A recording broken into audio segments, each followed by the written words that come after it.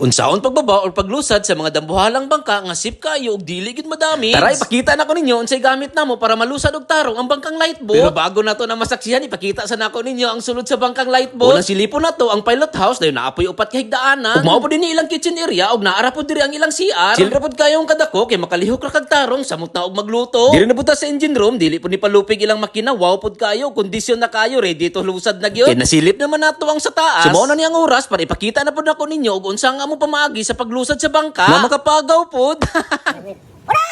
Dos! Anos! Oh, awit sa kwan, awit sa panin sa karabaw. Sige, sige! Sige, awit! Uno! Dos! Bila! Kung naay tigbira, naapoy tigduso, pero ang nakadala og bida katong taga-singgit og 1, 2, 3. Siguro daghan pud nakabalo ani nga pamaagi. Bali ang gamit day namo sa paglusad sa bangka kay kining gitawag nga airbag. Digid pud dalim sa pagplastar ani kay hastang bugata. Sa magtatanong kung paano naman mapahanginan tong airbag, sobrang laki nito. So ito ang sagot mga kabay tutors. Gamit lang naman tong malaking kompresor at ang malaking hose na sobrang lakas ng buga ng hangin.